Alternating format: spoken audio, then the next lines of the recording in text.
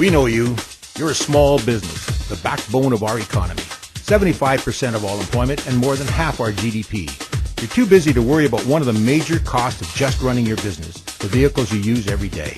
That is your fleet. We'll address that business expense and show you how to minimize cost, maximize efficiencies.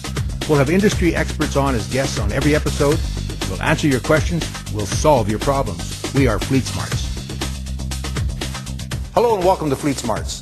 Our mission is to help small to medium business with the running of their vehicle fleet most efficiently, using best practices and calling in experts to answer any of their concerns. Right now, we're going to go to Mark Fermo, the owner of A. Marco Plumbing, who's going to tell us about his concerns with the running of his vehicle fleet.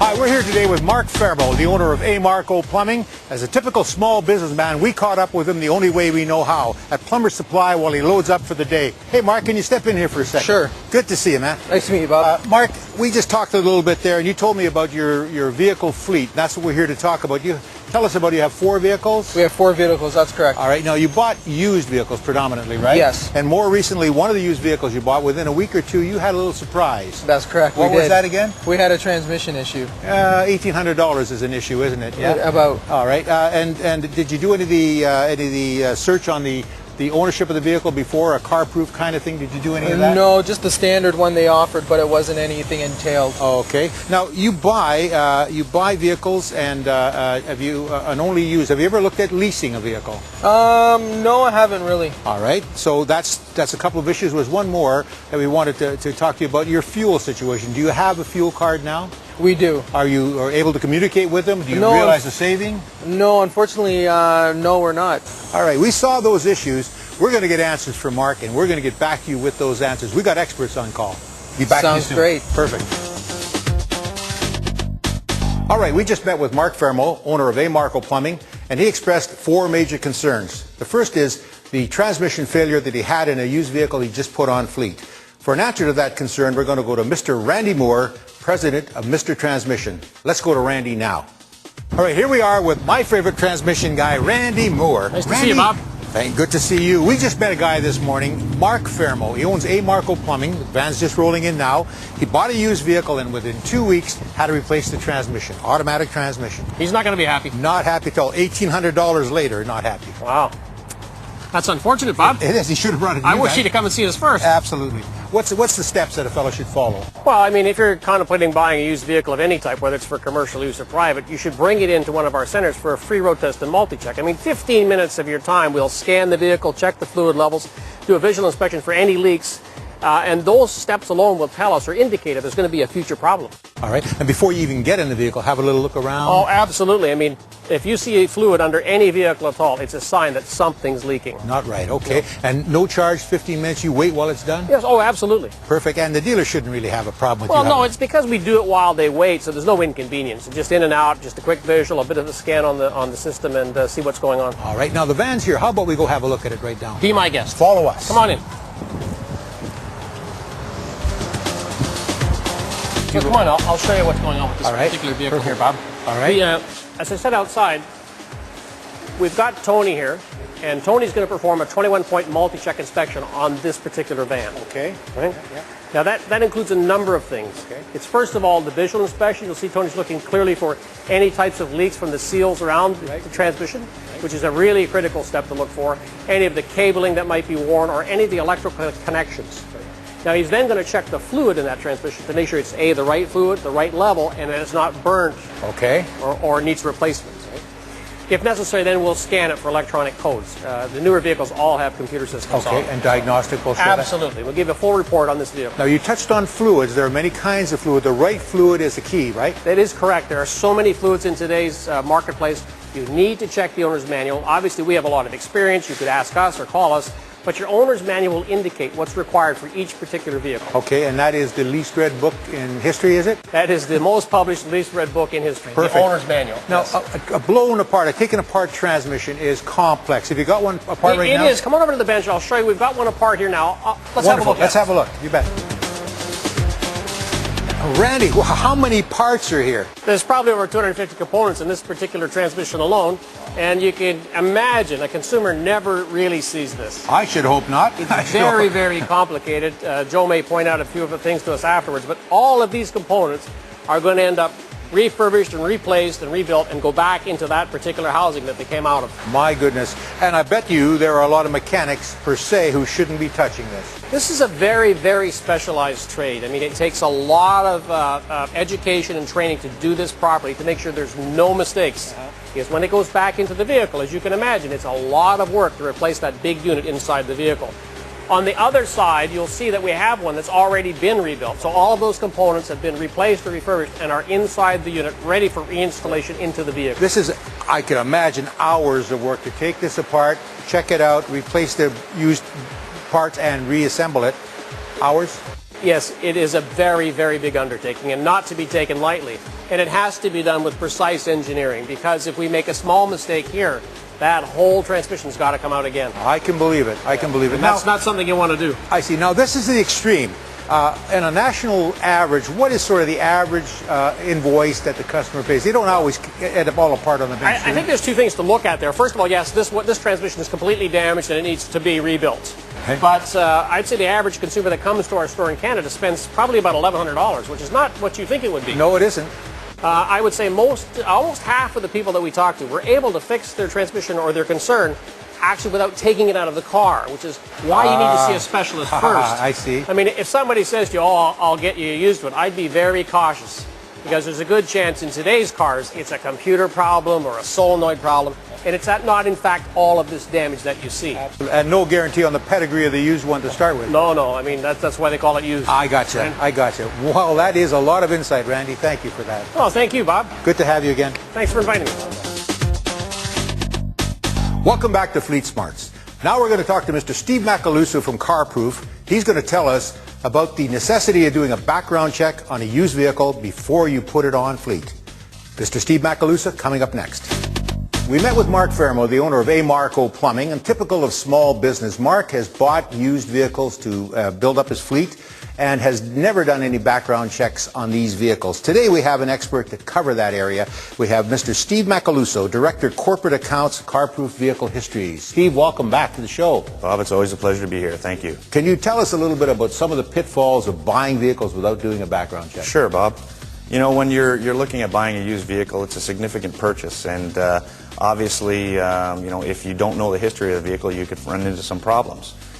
Quite often people will look at a vehicle and think that they know what's up with the vehicle by looking at it, or the seller might tell you they've owned it from the beginning, and you know, they might think that they know what they're talking about, but in the end you want to really look towards getting a third-party opinion on that vehicle. Wonderful. So can the individual buy this directly, or could they buy it through a selling dealer, your CarProof reports? Yep. Our CarProof reports are available online 24/7 all year round at www.carproof.com, and a consumer can go on there anytime.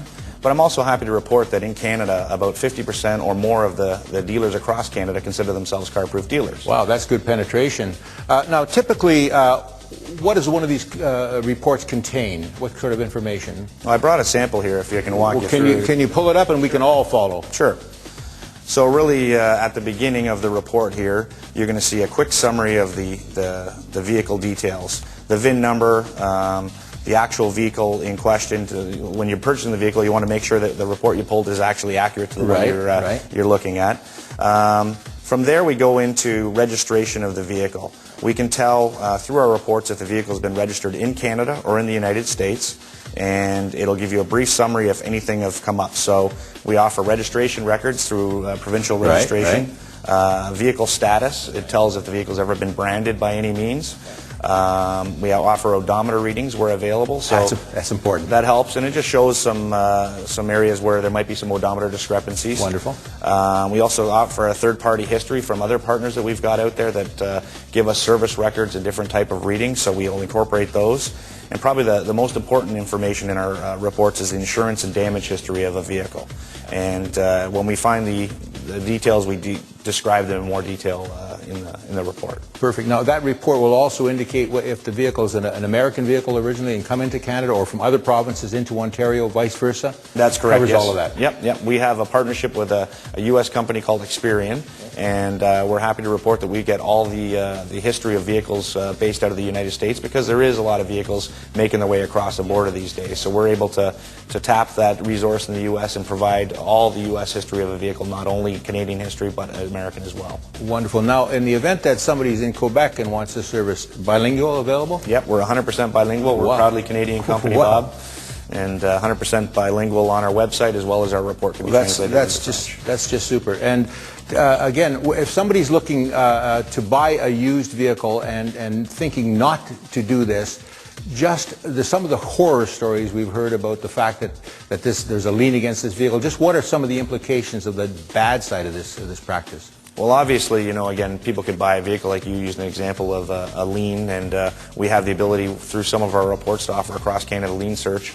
But, you know, sometimes people will try and sell a vehicle when the bank still owns it, and the bank doesn't necessarily like that too much, Bob. And so there's obviously an issue. Or, you know, again, sometimes a vehicle might not be represented properly, shouldn't even be on the road for that matter, through branding. So we're able to capture that, as well as having a good history of the vehicle via the accident information. Now, just explain that term, branding. That's a practice. Branding is an important term, and it's through provincial legislation, and there's various types of branding. You'll see branding for salvage, which means a vehicle has been written off by an insurance company and shouldn't be on the road, but can be repaired.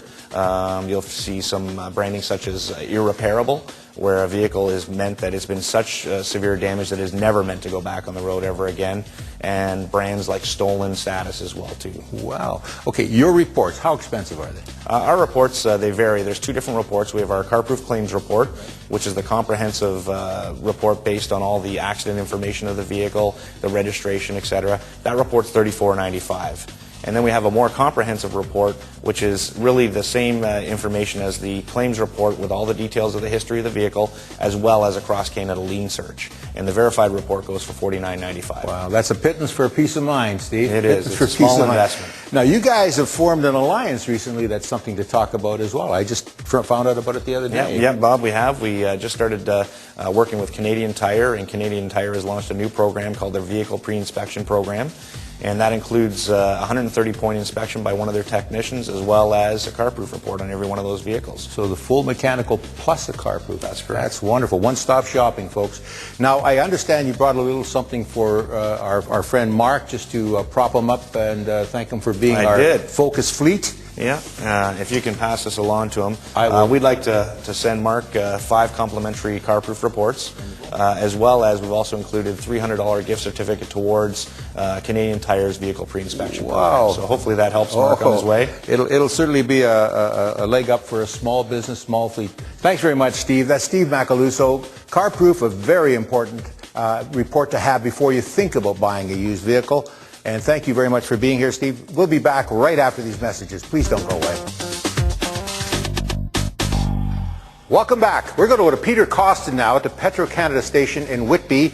Peter is the National Manager of the SuperPass program for Petro-Canada. Hello, we're here at Petro-Canada. Greet Peter Costin, the National Manager of the SuperPass program for Petro-Canada. Peter, welcome to the show. Hi, Bob.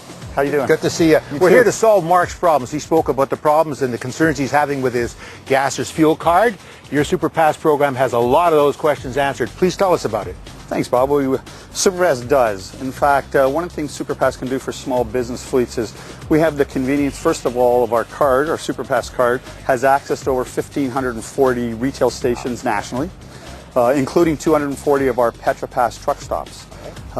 In Western Canada, PetroPass stations do have access to gasoline as well. We also have a diesel network of over 800 nozzles through our retail network across Canada, which is the largest retail diesel network, and we're very proud of that. It's coverage. It is. The other thing we have is we have a service. So we have 24-hour, 7-day-a-week service through our customer service network. We have dedicated account managers that deal with all size fleets. Wow. From one vehicle to 15,000 vehicles. Perfect. They're all important to us. We have security. Our SuperPass card has PIN security on it. The PIN that can be utilized, a 4-digit numeric PIN that can be utilized at a card level. We also have what we call multi-pin, so you can actually have multiple pins on a single card, all set up by the fleet themselves. Just from an access to information and control standpoint, SuperPass enables the small fleets to control their spend. So Mark, for example, doesn't want to have to spend all his time in the office worrying about pulling paper and receipts.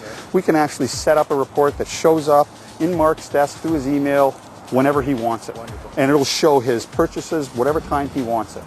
We have access to over 30 fleet reports that Mark can customize and pull off whenever he wants.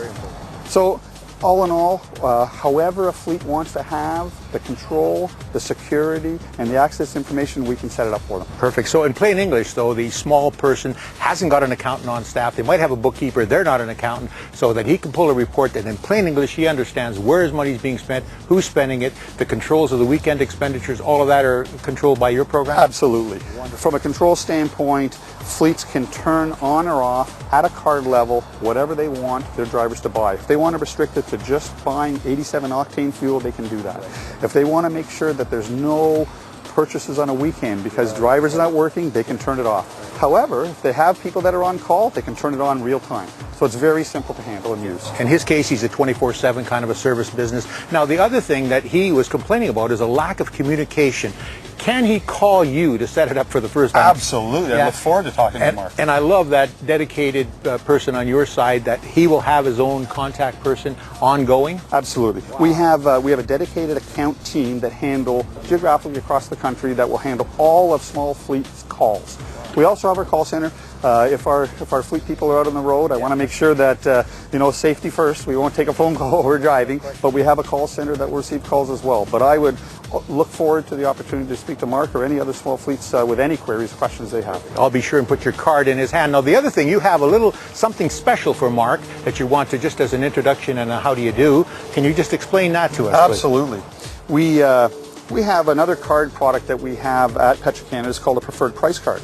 And what we've done is we've put together for Mark, they're 10 cent a litre, 250 litre cards, $25 value. Mark can use them for acquisition tactics, and he can also use them to thank his existing customers. It's just an excellent tool to use along with his regular business and with his fleet product. And you have 10 of these cards that are good for 10 cents a litre, up to a $250 value. I'll tell you what, for a small business, Mark will use these to great advantage. Excellent. We hope he does. Thank you very much for being here, Peter. We'll be back in a minute right after these messages.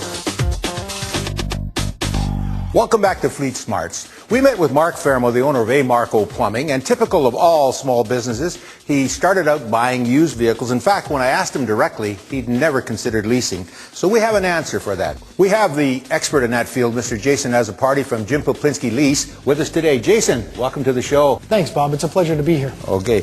Would you tell us a little bit about purchasing versus leasing as it pertains to small business in Canada? Yeah, my experience with small businesses, they will take the route of least resistance. Okay, and as the business grows, they've just gone out and bought their first pickup truck or their first cargo van, and those habits never change. So what happens is they don't necessarily know what's out there. They deal with different dealerships for different products, and they don't really have a one-stop shop where they can go to for all their vehicle needs, regardless of make, model, or the vehicle requirement. So, on a lease versus buy scenario, there's a lot of considerations financially for the small business. You've got cash flow. What's the best use of their capital? Right. Is a vehicle, a depreciating asset, the best use for their capital? In a lot of cases, it's not. You've got employee costs, inventory costs. These are, in my experience, again, an individual business should consult their accountant, but in my experience, those are better deployments of capital. So what we do is we will look at an individual's fleet requirements, take the time to better understand their business. Perfect. And say, okay, so this is a better lease opportunity versus buy opportunity, and manage the process from acquisition to disposal of the vehicle, so they can do what they do best, in this case, plumbing. Okay, and when in finding out about their business, there's many specific requirements in a vehicle for certain trades and what have you. For example, shelving, roof racking, decaling, identification of vehicles.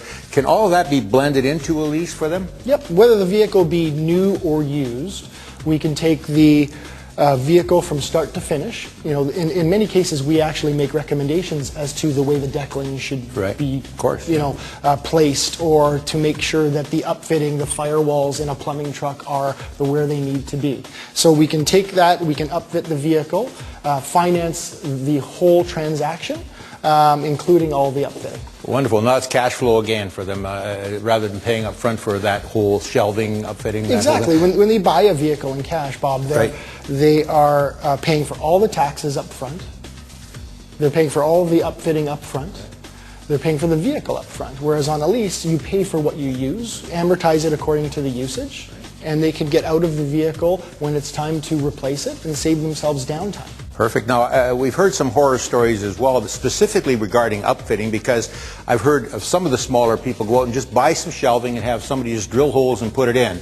Some real, because the vehicle structural integrity is at stake there, and insurance can come into play and all of that. Have you encountered that sort of experience? Certainly. See, you know, driver safety is a big part of a big consideration in that regard. You've got, in this case again, a plumbing vehicle, so you've got heavy piping in the back of the vehicle. You know, if the vehicle should stop rapidly, if the proper cages aren't in place or shelving's in place, there could be tools flying around in the build. And so, yes, upfitting is extremely important, and that again is not the expertise of any particular dealer, whether it be new or used.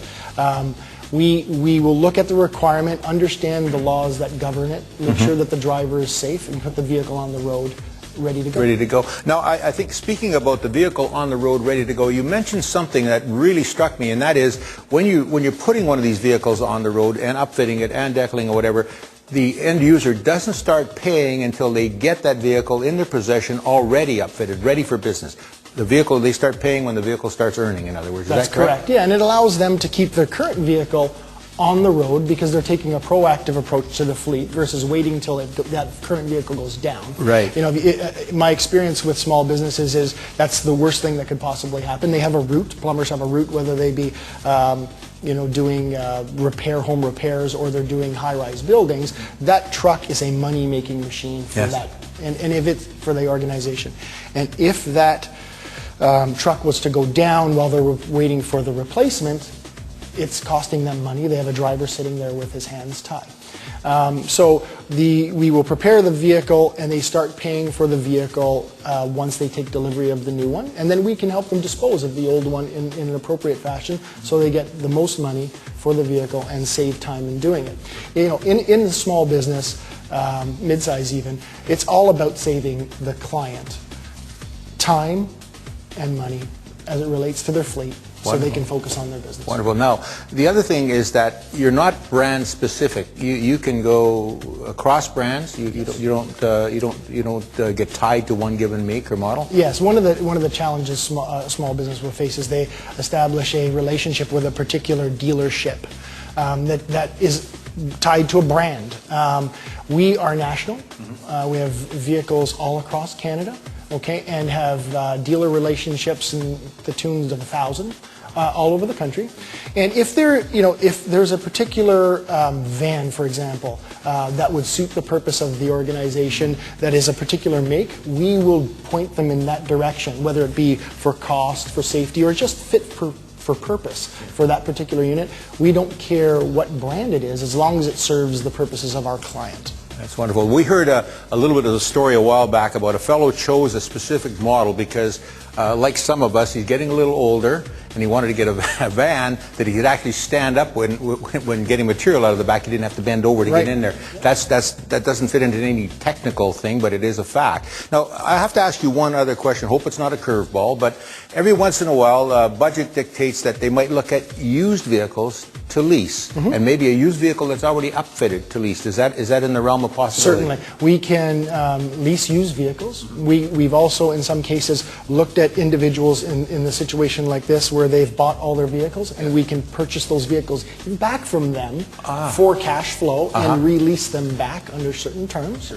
Yes, but leasing used vehicles, especially late model used vehicles, can be advantageous depending on the purpose. Right. So you're going to start off at what boils down to an already depreciated value or book value for that vehicle. So that too will lower payments and what have you. Yeah, and, on a 12-month basis, you're looking at the greatest amount of depreciation in any vehicle is in the first 12 months. First 12 months. So if you can find something between new and 12 months old that works well for your purpose, then it certainly can be advantageous. The challenge is finding the correct vehicle, because you don't want to compromise the weight capacity and all those other things, because if the vehicle would deteriorate quicker, it'll be worth less because your driver will be, not intentionally, but they'll be abusing the vehicle. Right. And a safety factor. And of course the safety. So in terms of Mark, he has a used fleet. He's only ever bought used vehicles.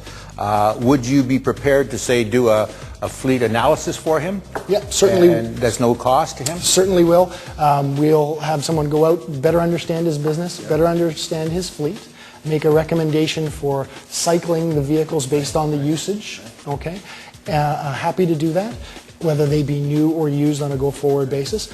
And if the situation presents itself and it works for Mark, we can also offer him a purchase, what we call a purchase and leaseback scenario, whereas we could write him a check for his fleet that he could use to operate his business, and then lease those assets back to him for over a fixed period of time. What if the numbers suit both of you, of course? Of course. Now, that doesn't just apply to Mark here in our backyard. If I'm a carpenter, electrician, whatever, across Canada somewhere, they can call and get this in? Yeah, Jim Poplinski Leasing is a one-stop shop to take the cost and work out of a fleet, and we specialize in small to mid-sized business. Businesses in the energy sector in Western Canada also is a focus. Basically any small to mid-sized business anywhere across Canada. And if we can't help you, we'll tell you who can help you. Wonderful. That's great news. Jason, it's been a treat having you here, and I'm sure we've all learned something from it. So we'll introduce you to Mark. We'll get that. We'll ask him whether he wants to have an analysis done, or maybe the purchase and lease back. Tremendous information. Thank you so much. We'll be right back after these messages. Please don't go away. Okay, we're back with Mark Farmo, the owner of A. Marco Plumbing. Mark, it's been a heck of a day. It has. When we first met you at Plumbing Supply, you gave us 4 concerns that you had with your vehicle fleet, and we brought in 4 experts to address those concerns. The concerns are right behind us. Randy Moore of Mr. Transmission spoke directly about the transmission issue that you experienced shortly after buying that used vehicle, and ran through the list of some of the things you ought to do before you even look at buying a used vehicle. Mm-hmm. One of which, of course, is to bring it into an expert such as Mr. Transmission and have a free diagnostic done. 15 minutes is all it takes. The car lot should be okay with that. Now, again, we've got you some goodies just for being a part of this. Now, Randy is going to give you a free diagnostic for any one of your vehicles, and that is completely at your discretion. We'll get you a certificate for that. So your next concern was your fuel card. Mm-hmm. You're not getting any feedback. You can't communicate with anybody. You're not sure about savings. It's not that easy to use. So we brought Peter Costin from Petro-Canada to talk about her Super Pass program. And he illustrated just how easy it is, how user-friendly it is, and dozens of reports that you can pull up online or have them sent to you in the mail, etc. It'll make your secretary, your assistant's life a lot easier. You may get a thank you card for that. Definitely. Now, from Peter, just for being a part of this, here are 10 discount cards that you can use to thank existing customers or to promote new business. They're worth 10 cents a liter, so that's like gold today, isn't it? Oh, that's great. Yeah, that you can use that as you will. And then we brought in Mr. Steve Macaluso from CarProof. Steve spoke to the concerns about buying a used vehicle without knowing the background, the history on that vehicle. Some of the problems can be liens, can be just the lack of a service. It could be made up of used parts, reconstructed. They call it branded.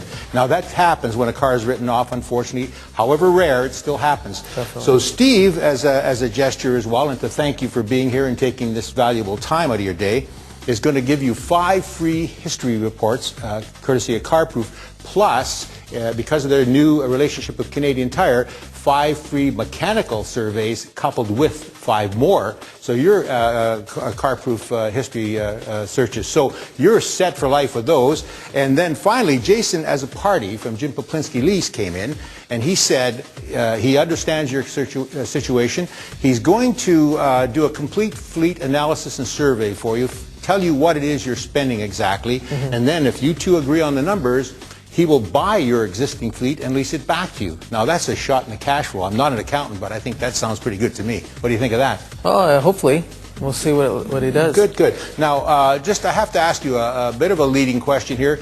How do you think your little excursion with Fleet Smarts went today? Are you happy with the results? Yeah, it went well. I'm hoping to get some good answers, and I think I will, and I think we're on a good path. Perfect. Now, would you say, I've got to say this, if there's a small business or a group or an association that has a function, a national meeting, a conference, a convention, we'd like to come in with our film crew and meet people such as yourselves, find out what their problems are, and get them expert answers to their problems. Would you recommend that? Yeah, definitely. It would be great. Good, good. So all your associations and all your links, you'll spread the good word for us? Definitely. Wonderful. Thank you so much for your time. I know how valuable it is, Mark, and for being here, and it's good to meet you. We're going to follow up a little bit down the road and just see how you went with all these experts that we put you in touch with. Oh, that's great. Thank you so much. Thank you. Well, that's it for this episode. We've answered all Mark's concerns. We've had experts on the show. We'll do the same for you. If you're a small business and you have any concerns, tires, windshield, whatever it may be, let us know at info@fleetsmarts.ca. We'll get you expert answers now. Thank you so much for watching. See you next time.